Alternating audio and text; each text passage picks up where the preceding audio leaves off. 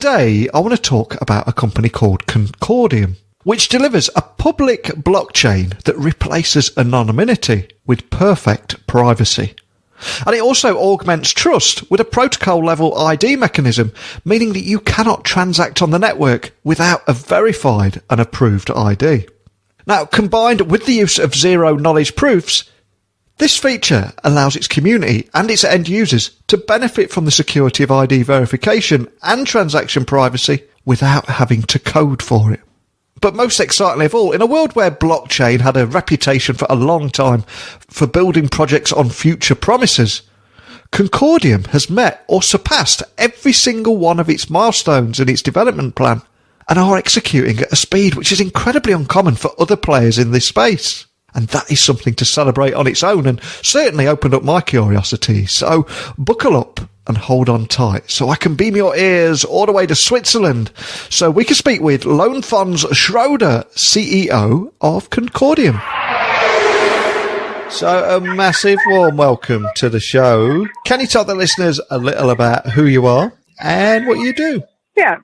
So I'm Lone Fons Schroeder and I'm the CEO of Concordium. Fantastic. Now, before talking about Concordium, I think it's always important to learn a little bit more about the problems and the issues that are out there that you're initially trying to solve. So can you tell me a little about those issues at the moment, especially around privacy? So, problem if you really want to have, and which I think the world needs, is industrial scale uptake of the use of blockchain because it's providing so many good things. But the problem today is that you don't know who you're dealing with. The anonymity is a big problem. So I think today it's anonymity on say, the legacy blockchain, but transparency on what you're doing. And you actually need the opposite. Business, they need to be able to identify themselves and know that they are dealing with an identified person, but they need to disclose, say, the business contact and whatever they have. They don't necessarily want to have that in the open. So this is the main problem today of how you are using and the way you can use blockchain. Now, I read a great story on Forbes recently where I think it was yourself that said that you believe that the global blockchain infrastructure is being held back by anonymity. But for anyone that missed that article in Forbes, can you expand on your main points that you made in that article for everybody listening? Yeah, and this is also what we are thinking when we say first sort of designing a new blockchain. Is very much built out of the needs and understanding our founder, Lars Seier, had when he was building Saxo Bank, which is a regulated bank trading platform. And my own background also from banks, like I've been the senior advisor for Credit Suisse for years, and I'm the board member in Handelsbanken, which is one of the systemic important banks in Sweden. And I've also been the chairman of Saxo Bank for Lars Seier, but I'm also building fintech, and we're just up running now on Credit Suisse's platform, New Credit's platform, which is the biggest bank providing property financing in Denmark, and the biggest issuer of covered bonds in the world, actually.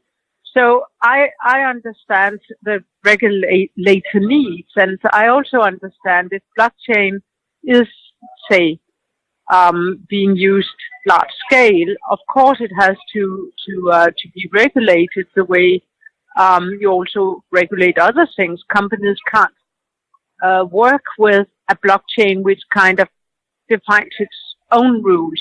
And this is what we are looking at, and the biggest problems on the legacy blockchain today is that you are dealing with non-identified persons. The anonymity is a big problem. And identification, KYC, anonymity in the world is actually a huge problem. It's taking a lot of resources, a couple of percent on the BNP, that people are uncertain on who they are building business with. And I think Gartner actually are quoted for saying that more business in the world is not taking place because of the problem with identification than business taking place. So identification is a big problem. So that is one of the things you have to solve on blockchain. The other things you have to solve is that it is needed to go from the proof of work to proof of stake, which many new blockchains are doing. And this is, of course, in order not to have the large energy consumption. And then there are other things you need to build into to the protocol in order to make the protocol sufficiently, say, safe, the cybersecurity things, but also to build in mechanisms to ensure that what you are doing is actually, say, right in their calculations. So these are the features we are focusing on when building our Concordium.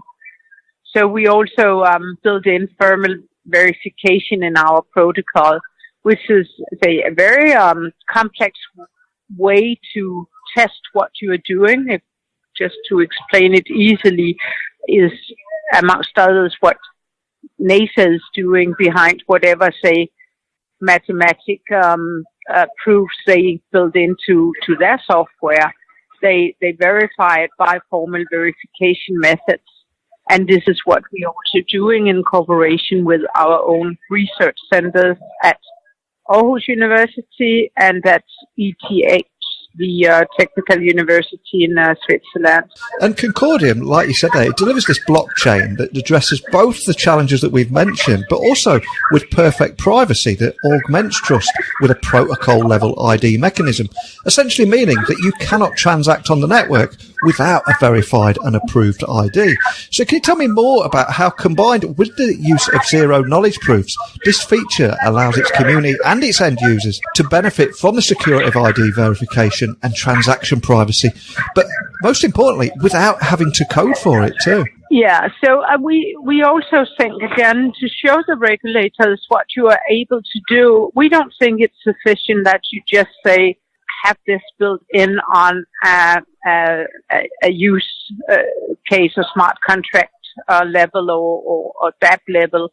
We think if you have the identification already at a protocol level, you just say guarantee that the identification issue is solved already when you start building on the blockchain. So that's one thing, and I actually think this will give a very good dialogue with regulators on what the possibilities are. The other thing with perfect privacy, for example, one use case, we make a couple of use cases or a couple of apps on our own blockchain in order to show how you can use it, but also they could function as accessories for our own users.